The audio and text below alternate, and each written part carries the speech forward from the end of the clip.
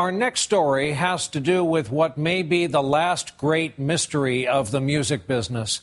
An album that came out over 40 years ago that seemed too good to be true, and yet a lot of us bought it and then bought into it. And this one's personal. I stand before you tonight as a victim. I was 10 years old at the time. My brother, who was my musical influence, was 18, old enough to know better. As I remember it, one day he comes flying in the door from the record store. There was this new album, he said, a supergroup of the biggest artists of the time, secretly recorded. And as he dropped the needle, I looked at the album, so mysterious, so exciting. I was holding in my hands The Masked Marauders. 1, 2, 3, 4.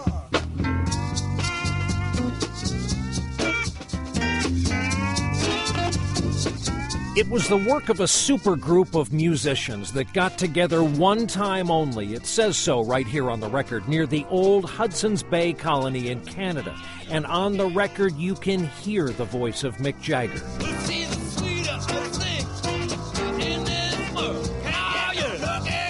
Jagger was just one of the artists assembled for the recording session. Dylan was also there. You can hear him clearly. Is it rolling out? And then there were the Beatles, John, Paul, George, and an unnamed drummer, but for all we knew, it could have been Ringo. And we learned about the album, this double bootleg album, shrouded in mystery, because we all read the review in Rolling Stone. It was the Bible in the music business back then. This was October of '69, so you had the moon landing, Woodstock, and the Vietnam War. Music was huge, and it had the power to change the world. And then comes the review by the Record Review's editor, Greil Marcus. He called the album powerful, evocative, and indeed stunning. A string of masterpieces. He goes on to say, it can truly be said that this album is more than a way of life. It is life. People began calling the Rolling Stone office, record stores. When's this record coming out? How do we get in touch with the distributor? The only problem was there was no album. The review was made up. There was no supergroup, no Dylan, no Beatles, no Jagger. There were no songs or lyrics, but there sure was a lot of interest. Greil Marcus was just making fun of record reviews, especially the kind of over-the-top record reviews in Rolling Stone back in the day. It was just an attempt to say, this is stupid, and let's make it even stupider. So here are your two leading perpetrators, Greil Marcus, the Rolling Stone veteran who went on to be a prolific author and is still writing, and Langdon Winner, who is today a professor, a Ph.D. in political science from Berkeley, who back then was also writing for Rolling Stone and didn't know he was about to become a songwriter. It was a time in which it seemed that anything was possible. People believed in the Masked Marauders, even though no one had heard a note. And these two marauders suddenly had a big problem. They realized since all they had was a made-up record review, they now had to actually come up with a record. So they hired some friends, the Cleanliness and Godliness Skiffle Band from Berkeley, California. Remember, this was the 60s, and that was a perfectly normal name. Greil Marcus started writing some remarkably bad but real songs to make a real album following his fake review. I made up one song was I Can't Get No Nookie, obviously a version of I Can't Get No Satisfaction.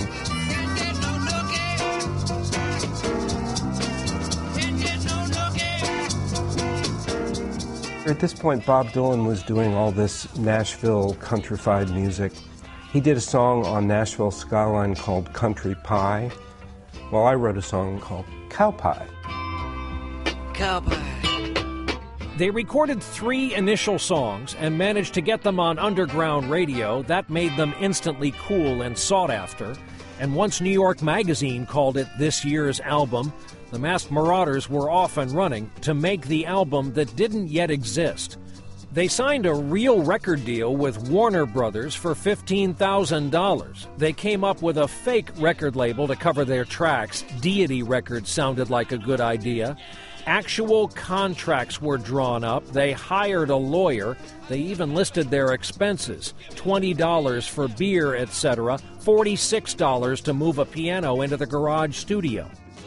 Internal memos at Warner Records, and yes, there were internal memos about the album, talk about the demand from record stores, the needs for signage and window streamers, and there it is in print. It's imperative that we discuss this group in vague terms. On another memo, this record could very possibly be our biggest this year. And across the land, you could almost hear music fans saying, "I want that album." Hart Perry was one of them. He was in the thick of the music world back then. He holds the distinction of being the youngest cameraman at Woodstock. And back in '69, he was very excited when he heard about the Masked Marauders. It sounded great. A supergroup with all these guys. Couldn't wait to get the album. Alan Brown was another innocent victim. He runs a media company now, but back then he was a teenager in Brooklyn when he bought the record and pored over every note. It had something illegal about it, something magical about it, and we literally dissected it like it was like some lost artifact. It was like, tablets coming from the mountain. I mean, you literally, were informed as a young teenager by what they had to say. And the victims didn't stop there. A lot of us believed what we were hearing. I am here today as a victim, and I had better hear something from one or both of you gentlemen that addresses the victims of this hoax. When I was 10 years old, this was a lot of money. You had me listening in a darkened bedroom to what I thought were professional musicians, and now I learn the truth. Back then, the relationship between fact and fantasy was a little bit more loosely connected. So you could have rumors like this that would go on for weeks or even months. And people had trouble checking the facts and seeing what was real. The Masked Marauders spent 12 weeks on the Billboard charts, right there above Johnny Mathis, until somebody decided the joke had gone on long enough. But even though the San Francisco Chronicle wrote a story saying it was a joke, it kept on selling. Rolling Stone finally admitted to the joke in print, but it kept on selling, perhaps because people wanted to believe. Today, our Marauders have grown older and are unmasked. Langdon sat down at the piano for us and banged out a truly awful version of the classic song he co-wrote. Can't get no nookie! Can't get no nookie!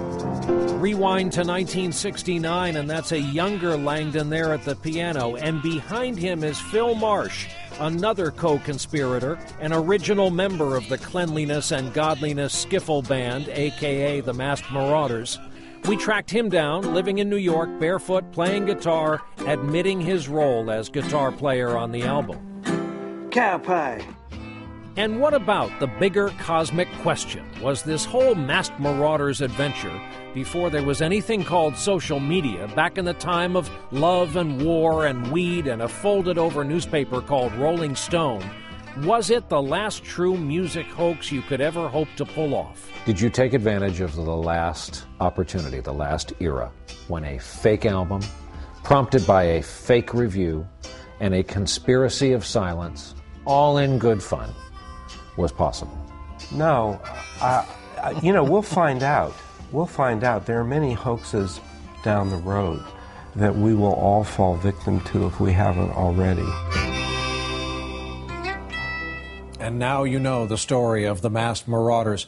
By the way, we don't know if any of the real superstar artists ever knew they were being imitated. There are no figures on how many records were actually sold or how much money was made.